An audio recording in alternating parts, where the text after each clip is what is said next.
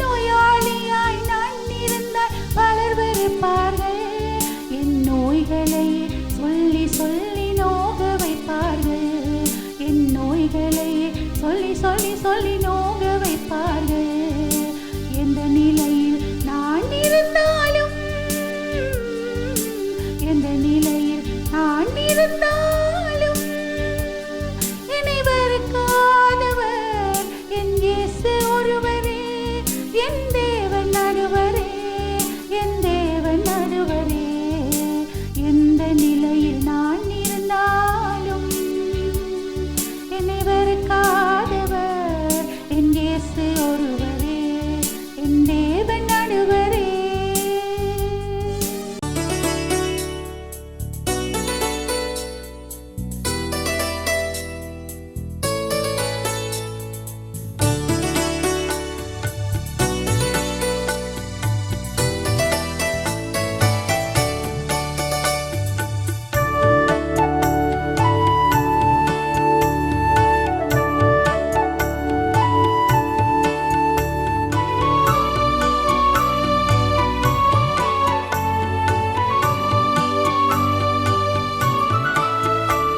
கிறிஸ்துவுக்குள் அன்பான சகோதர சகோதரிகளே, மீண்டுமாய் இம்மானுவேல் கிறிஸ்தவ ஒலிபரப்பு கூட்டு ஸ்தாபனம் வணக்கம். கிறிஸ்துவுக்குள் புதுவாழ்வு என்ற நிகழ்ச்சிக்கூடாக உங்களை மறுபடியும் சந்திப்பதில் மிக்க மகிழ்ச்சி அடைகிறோம்.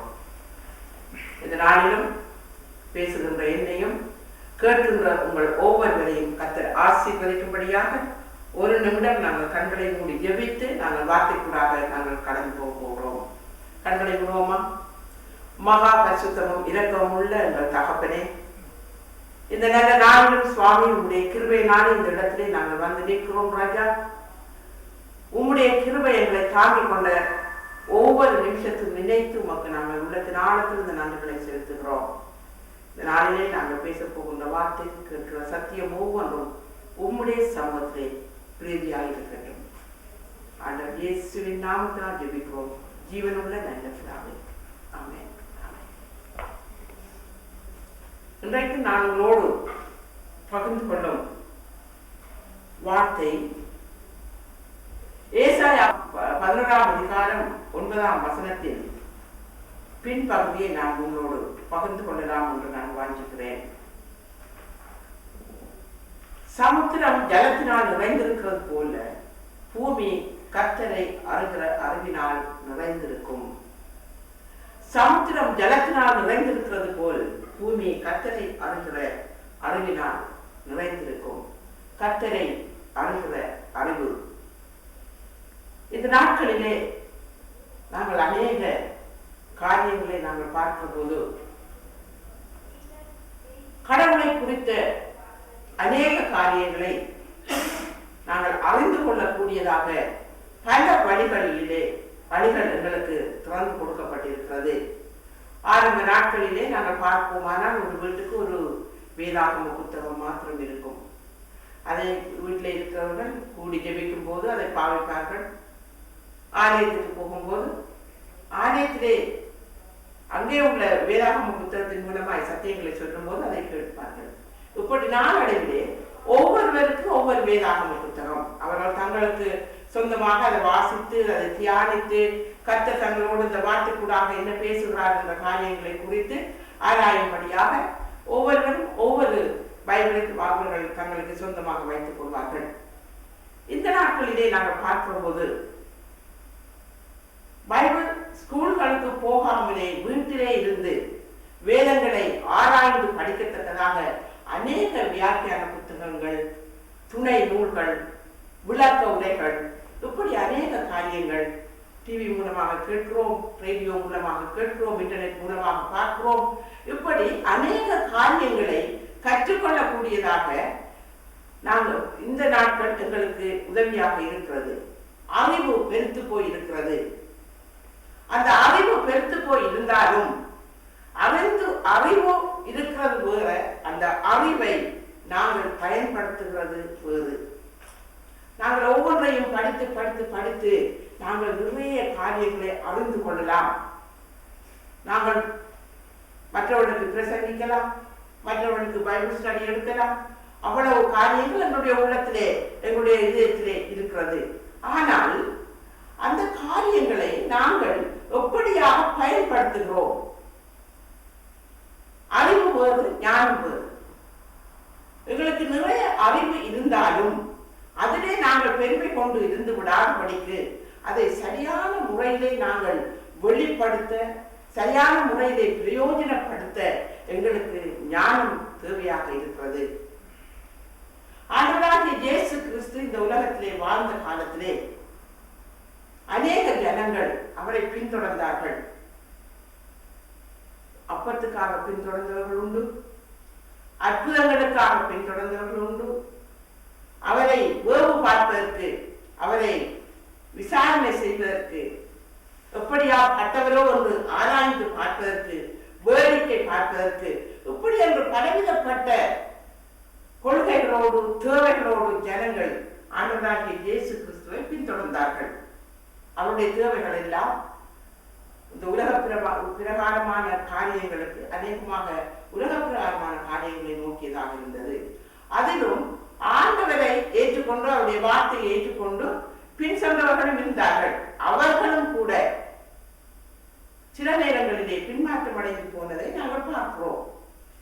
ஒரு முறை ஆண்டவராகிய இயேசு கிறிஸ்து தன்னுடைய சீஷர்களிடம் கேட்கிற ஒரு காரியம், மக்கள் என்னை யார் என்று சொல்கிறார்கள்? மத்தேயு 16ஆம் அதிகாரம் 13ஆம் வசனத்திலிருந்து 16ஆம் வசனம் வரை நீங்கள் வாசித்து பார்ப்பீர்கள்.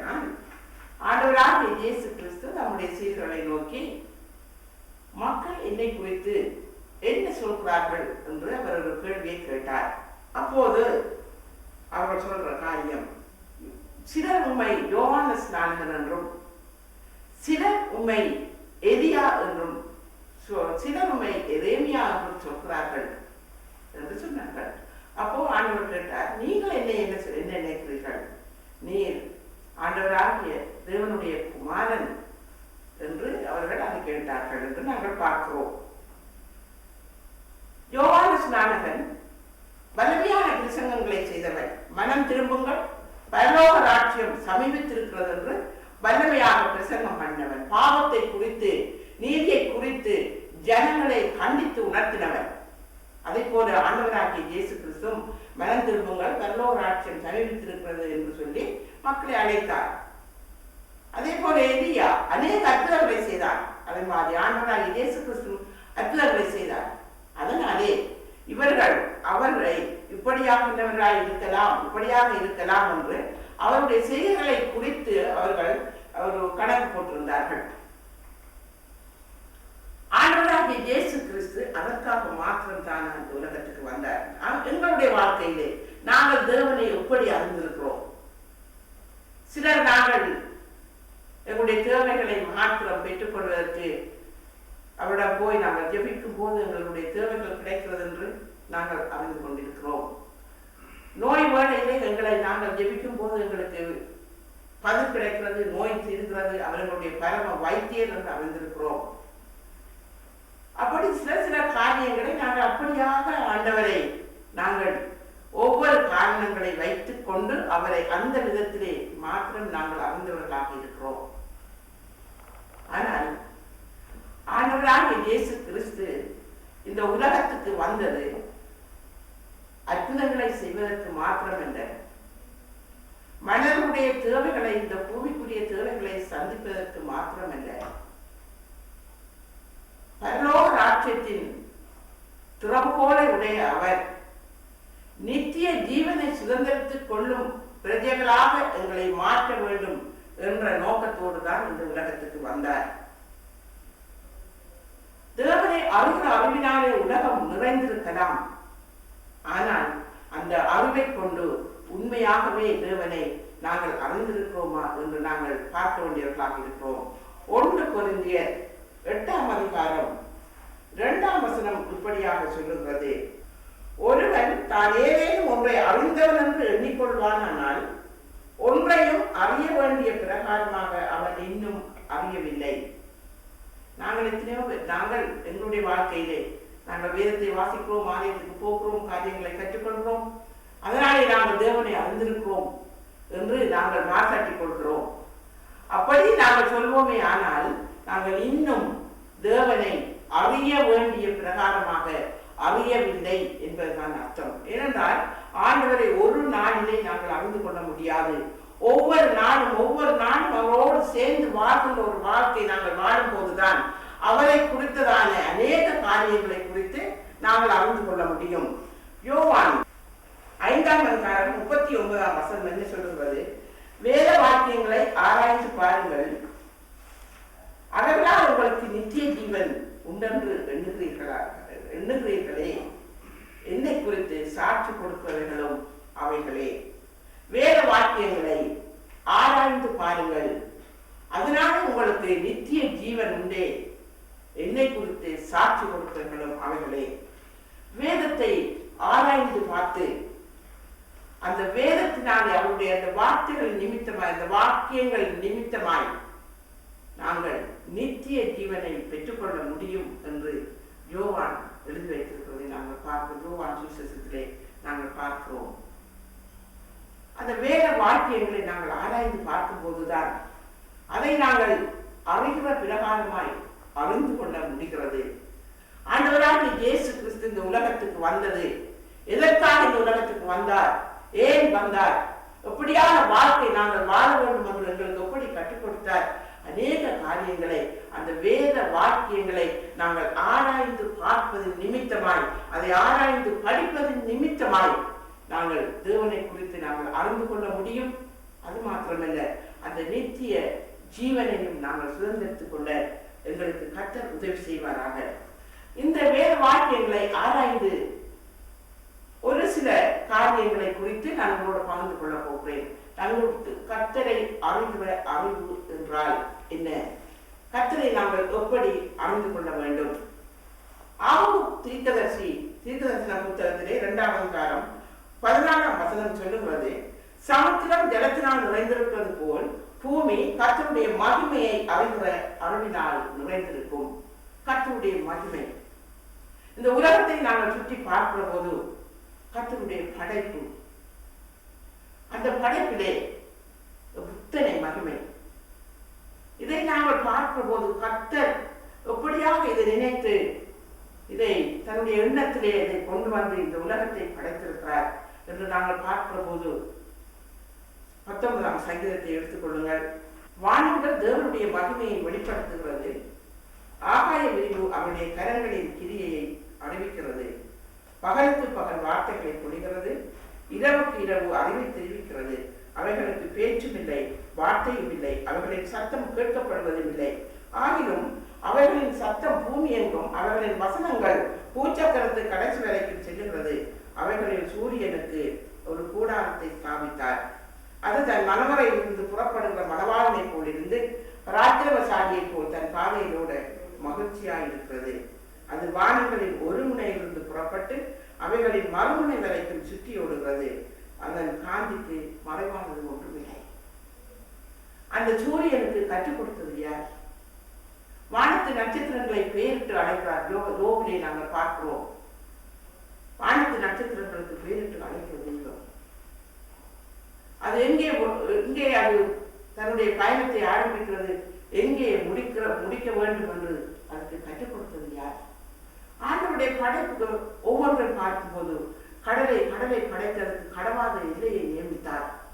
இதையெல்லாம் பார்க்கிற போது தேவனுடைய மகிமை எவ்வளவாய் வெளிப்படுகிறது என்பதை நாங்கள் உணர்ந்து கொள்ள முடியும். ரோமர் 1ஆம் அதிகாரத்தை எடுத்து நாங்கள் பார்ப்போமானால் 19ஆம் வசனத்திலிருந்து 21ஆம் வசனம் வரைக்கும் நான் வாசிக்கிறேன். தேவனை குறித்து அறியப்படுவது அவர்களுக்குள்ளே வெளிப்பட்டிருக்கிறது. தேவனே அதை அவர்களுக்கு வெளிப்படுத்தி இருக்கிறார். எப்படி என்றால், காணப்படாதவைகளாகிய அவருடைய நித்திய வல்லமை, தேவத்துவம் என்பவர்கள் உண்டாக்கப்பட்டிருக்கிறவைகளினாலே உலகம் உண்டான முதற்கொண்டு தெளிவாய் காணப்படும். ஆதலால் அவர்கள் போக்கு சொன்ன இடமில்லை. உண்டாக்கப்பட்டிருக்கிறவர்களினாலே உலகம் உண்டான முதற்கொண்டு தெளிவாய் காணப்படும். ஆனால் அவர்கள் போக்கு சொல்ல இடமில்லை. ஒருவரும் சொல்ல முடியாது. இந்த இயற்கை இந்த காரியங்கள் எல்லாம் ஆண்டவர் உண்டாக்கப்பட்டிருக்கிறவர்களினாலே உலகம் உண்டான முதற்கொண்டு தெளிவாய் காணப்படுகிறது. இதை ஒரு மனிதன் உருவாக்கினான். மனிதனுடைய சிந்தனையிலே உருவாக்கப்பட்டது என்று ஒருவருமே சொல்ல முடியாது. ஆகையினால் இவற்றை எல்லாம் பார்க்கும்போது தேவனுடைய மகிமையை அவர்கள் குறித்து அவர்கள் குறைவாய் கூற முடியாது. இவைகள் எல்லாம் அவர் இது போக்கு சொல்ல, அவர்கள் சாட்டி சொல்ல எங்களுக்கு தெரியாது. இதெல்லாம் ஆண்டவர் தான் படைத்தார், அவருடைய மகிமையினாலே தான் இதெல்லாம் வெளிப்பட்டது என்று சொல்லி அவர்கள் எங்களுக்கு தெரியாது என்று சொல்லி போக்கு சொல்ல இடமில்லை. அவர்கள் தேவனை அறிந்தும் அவரை தேவன் என்று மகிமைப்படுத்தாமலும் தோத்தறியாமலும் இருந்து தங்கள் சிந்தனைகளினாலே வீணரானார்கள். உணர்வில்லாத அவருடைய இருதயம் இல்லடைந்தது. அவர்கள் தங்களை ஞானிகள் என்று சொல்லியும் பைத்தியக்காரராகி அழிவில்லாத தேவனுடைய மகிமையை அழிவுள்ள மனுஷர்கள், பறவைகள், மிருகங்கள், ஊரும் பிராணிகள் ஆகிய இவர்களுடைய ரூபங்களுக்கு ஒப்பாக மாற்றினார்கள். இது நிமித்தம் அவர்கள் தங்கள் இதயத்தில் உள்ள இச்சைகளினாலே ஒருவரோடொருவர் தங்கள் சரீரங்களை அவமானப்படுத்தத்தக்கதாக தேவன் அவர்களை அசுத்தத்துக்கு ஒப்புக் கொடுத்தார். தேவனுடைய சத்தியத்தை அவர்கள் பொய்யாக மாற்றி சிருஷ்டிகரை தொழுது சேவியாமல் சிருஷ்டியை தொழுது சேவித்தார்கள். அவரே என்றென்றைக்கும் தோற்றரிக்கப்பட்டவர். ஆமென். யோசித்து பாருங்கள். ஆண்டவர் இந்த உலகத்தை படைத்து இந்த காரியங்கள் எல்லாம் படைத்து தன்னுடைய மகிமையை தான் தேவன் என்று அவர் மற்ற மக்களுக்கு வெளிப்படுத்தின போதும் அவர்கள் அவரை மகிமைப்படுத்தாமலும் அவரை ஸ்தோத்தரியாமலும் இருந்து தங்களுடைய சிந்தனையினாலே வீணரானார்கள். தங்களுடைய மனம் போன போக்கிலே தங்களுடைய ஞானத்துக்கு தங்களுடைய அறிவுக்கு எட்டின பிரகாரமாக தேவனுடைய சாயலை தேவனுடைய மகிமையை விட்டு அவர் படைத்த காரியங்கள் சிருஷ்டிகரை தொழாமல் சிருஷ்டியை தொழுது வீணராய் போனார்கள். அதனாலே தேவன் அவர்களை அசுத்தத்துக்கு என்று ஒப்புக் கொடுத்தார் என்று வேதத்தை நாங்கள் பார்க்கிறோம். தேவனுடைய மகிமை உலகம் எங்கிலும் எவ்வளவு பிரசித்தமாய் பிரகாசமாய் இருக்கிற வேளையிலும் எங்களுடைய உணர்வில்லாத அந்த இருதயத்தினாலே நாங்கள் தேவனை மகிமைப்படுத்தாமல் நாம் இருப்போம் என்றால் நாங்கள் தேவனை அறிந்திருக்கிறோம் என்று சொல்லியும் இந்த காரியங்களை நாங்கள் அவரை மகிமைப்படுத்தாமல் இருக்கிற போது நாங்கள் அவரை அறிகிற பிரகாரமாய் அறியவில்லை என்பதுதான் அதனுடைய அர்த்தம். தேவனுடைய மகிமையை நாங்கள் வீணாக பயன்படுத்தும் போது தேவனை நாங்கள் அறிந்திருக்கிறோம். தீத்துக்கு பவுல் அப்போஸ்தலர் எழுதும்போது 1:16 பார்க்கும்போது அவர்கள் தேவனை அறிந்திருக்கிறோம் என்று அறிக்கை பண்ணுகிறார்கள், கிரியைகளினாலோ அவரை மறந்தளிக்கிறார்கள். அவர்கள் அருவருக்கப்படத்தக்கவர்களும் கீழ்ப்படியாதவர்களும் எந்த நற்கிரியையும் செய்ய ஆகாதவர்களுமாயிருக்கிறார்கள். தேவனை அறிந்திருக்கிறோம் என்கிறார்கள். நாங்கள் எத்தனை பேரை நாங்கள் பார்க்கிறோம் நம்முடைய சபைகளிலே அல்லது நாங்கள் சந்திக்கிற அநேகரை பார்க்கும்போது அவர்கள் அநேக காரியங்களை தேவனை குறித்து அறிந்திருக்கிறார்கள். வேதத்தை 10 முறை வாசித்திருக்கிறேன், நான் தசமபாகம் கொடுக்கிறேன், ஆலயத்துக்கு ஒழுங்காக போகிறேன், ஜெப கூட்டங்களில் பங்கு கொள்கிறேன், ஆண்டவரை குறித்து குறித்து வாசித்து வாசித்து வாசித்து வாசித்து இருதயத்தில் நிறைய பொக்கிஷங்களை போல அதை வைத்துக் கொண்டிருக்கிறோம். ஆனால் அறிந்திருக்கிறோம், ஆனால் அதன்படி நாங்கள் நடப்பதில்லை. அதான் இவர் சொல்கிறார். தேவனை அறிந்திருக்கிறோம் என்று அறிக்கை பண்ணுகிறார்கள், கிரியைகளினாலோ அவரை மறந்தளிக்கிறார்கள். நாங்கள் அறிந்திருக்கிற காரியத்தை நாங்கள் வெளியே கொண்டு வராவிட்டால் நாங்கள் தேவனை அறிந்திருக்கிறோம் என்று மற்றவர்கள் எங்களை பார்த்து எப்படி சாட்சி சொல்ல முடியும்? நாங்கள் ஒரு இரட்டை வேஷம் போடுகிறவர்களை போல ஆலயத்துக்கு வரும்போது தேவனுடைய காரியங்களை செய்யும் போது ஒரு பக்தி வேஷம் போட்டுக் கொள்கிறோம். ஆனால் அது வெளியிலே போகும்போது அந்த காரியத்தை ஒரு பக்கமாய் வைத்துவிட்டு அதற்கும் எங்களுக்கும் எந்தவித சம்பந்தமுமே இல்லாதவர்களை போல வேறொரு வார்த்தை வாழ்ந்து கொண்டிருக்கிறோம். இது ஆண்டவருக்கு விருப்பமான காரியம் இல்லை. அப்படி நாங்கள் நடந்து கொள்வோமே ஆனால் நாங்கள் தேவனை அறிகிற பிரகாரமாய் அறிந்து கொள்ளவில்லை என்பதுதான் அதனுடைய அர்த்தம். அடுத்ததாக இன்னொரு காரியத்தை நாங்கள் பார்க்க போகிறோம். கொலோசியர் 1:10 சகலவித நற்கிரியைகளும் ஆகிய கனிகளை தந்து தேவனை அறிகிற அறிவில் விருத்தி அடைந்து கர்த்தருக்கு பிரியம் உண்டாக அவருக்கு பாத்திரராய் நடந்து கொள்ளவும். நற்கிரியைகளும் ஆகிய கனிகளை தந்து தேவனை அறிகிற அறிவில் விருத்தி அடைந்து. அப்படியானால் நாங்கள் தேவனை அறிந்திருக்கிறோம் என்று நாங்கள் சொல்வோமே ஆனால் எங்கள் மூலமாக நற்கிரியைகளின் மூலமாக கனிகள் வெளிப்படும். ஒரு மரத்தை நாங்கள் நட்டோம் என்றால் அது வளர்ந்து கனி கொடுக்க வேண்டும். அந்த கனியை கொண்டு மரத்தை நாங்கள் அறிந்து கொள்ள முடியும். அப்படியானால் நாங்கள் தேவனை அறிந்திருக்கிறோம் என்று நாங்கள் சொல்வோம் என்றால் அந்த கனிகள் எங்களிலே இருந்து வெளிப்பட வேண்டியது அவசியமாக இருக்கிறது. அப்படி கனிகள் இல்லாவிட்டால் ஒரு கனி இல்லாத ஒரு மரம் ஒரு பிரயோஜனமற்றது. எங்களுக்கு தெரியும். ஆண்டவராக இயேசு கிறிஸ்து அந்த ஒரு உவமை மூலம் சொல்லுகிறார். ஒரு அத்தி மரத்தினுடைய உவமையை நாங்கள் அடிக்கடி நாங்கள் ஒவ்வொரு அநேக பிரசங்கங்களிலே நாங்கள் கேட்டிருக்கிறோம். 3 வருடமாக இந்த அத்தி மரம் கனி கொடுக்கவில்லை. அந்த தோட்டக்காரனுடைய சொல்லிவிடுகிறார், இந்த மரத்தை வெட்டி போடு, இங்கே இது நிலத்தையும் வீணாக்கி ஒருவருக்கு பிரயோஜனம் இல்லாமல் போகிறது, எரிந்து போடு, வெட்டி எரிந்து போடும். அப்போ அந்த தோட்டக்காரன் சொன்ன, ஐயா இன்னும் ஒரு வருஷம் விடுங்களாங்க ஐயா, நான் இதை கொத்தி போட்டு நீர் பாய்ச்சி நான் காத்திருக்கிறேன். இந்த முறையும் அந்த மரம் கனி கொடுக்காவிட்டால் அதை வெட்டி நாங்கள் எரிந்து போடுவோம்.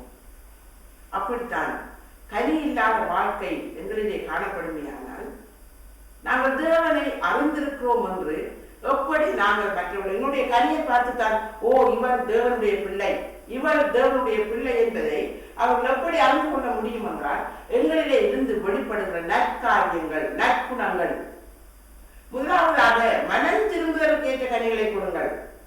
முதலாவது நாங்கள் கொடுக்க வேண்டிய கனி மனம் திரும்புதலுக்கு ஏற்ற கனியை நாங்கள் கொடுக்க வேண்டும். ஒருவர் கிறிஸ்துவுக்குள் இருந்தால் அவர் புது சிருஷ்டி ஆகிறார். பழையவைகள் எல்லாம் ஒளிந்து போயின, எல்லாம் புதிதாயின.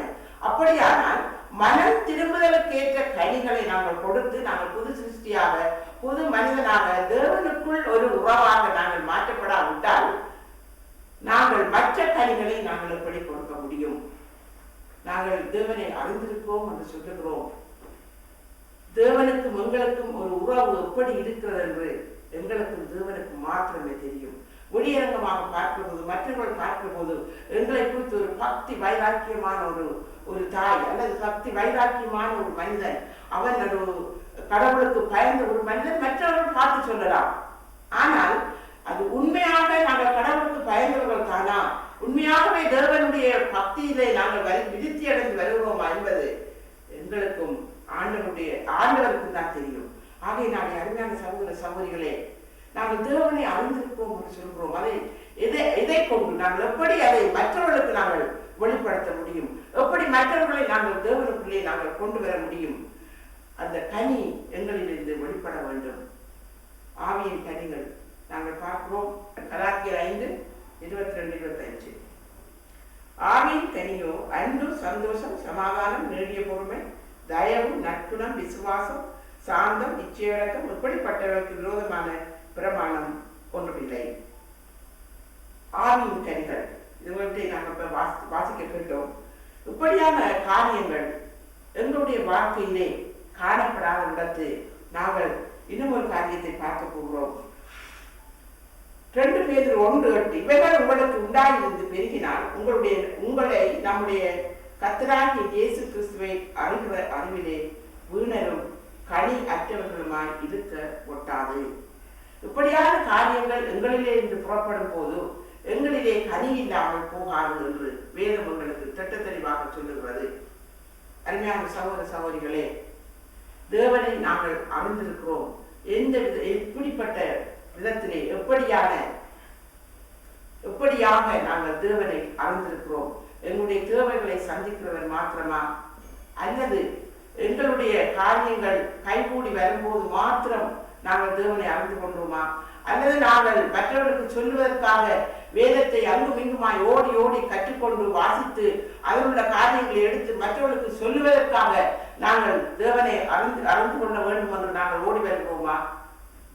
இல்லை அருமையான சகோதரர்களே, எங்களுடைய வாழ்க்கை ஒரு கனியுள்ள வாழ்க்கையாய் காணப்படும் போதுதான் நாங்கள் தேவனை அறிந்திருக்கிறோம் என்ற அந்த உண்மையை மற்றவர்கள் கண்டு அவர்களும் எங்கள் மூலமாய் தேவனை அறிந்து கொள்ள அவர்களுக்கு ஒரு வழி வகுக்கும். ஆகையினாலே இந்த வசனத்தின்படி நாங்கள் நற்கிரியைகளாகிய கனிகளை தந்து தேவனை அறிகிற அறிவில் விருத்தி அடைந்து கர்த்தருக்கு பிரியமுண்டாக நாங்கள் நடந்து கொள்ள வேண்டியது அவசியமாக இருக்கிறது. இது இரண்டாவதாக நாங்கள் தேவனை நாங்கள் அறிந்து கொள்வதற்கு எத்தனமான ஒரு காரியமாக இது காணப்படுகிறது. இன்னும் அநேக காரியங்கள் வேதத்திலே உள்ள தேவனை நாங்கள் எப்படி அறிந்து கொள்ள வேண்டும் என்று இன்னும் ஒரு சில காரியங்களை மாத்திரம் நான் இன்னொரு முறை நான் உங்களோடு பகிர்ந்து கொள்கிறேன். இதன் தொடர்ச்சியாக நீங்கள் அதை காணக்கூடியதாக இருக்கும். தகப்பனே, சமுத்திரம் ஜலத்தினால் நிறைந்திருக்கிறது போல கர்த்தரை அறிகிற அறிவினாலே ஜனங்கள் நிறைந்திருப்பார்கள் என்று வேதம் சொல்லுகிறது ராஜா. அதில் அடுத்த வசனத்தின் முதல் பகுதியை நாங்கள் பார்க்கிற போது அக்காலத்திலே என்று ஒரு வசனம் தெளிவுபடுத்தப்படுகிறது கர்த்தாவே. அது எந்த காலம்? ஆண்டவராகிய இயேசு கிறிஸ்துவினுடைய அந்த நாட்களிலே இப்படியான காரியங்கள் நடக்கும் என்று வேதம் சொல்லுகிறது சுவாமி. அந்த நாட்கள் வருவதற்கு முன்பதாக நாங்கள் உண்மை அறிந்து கொள்ள வேண்டும். அதற்கு எங்களை ஆயத்தப்படுத்த வேண்டும்.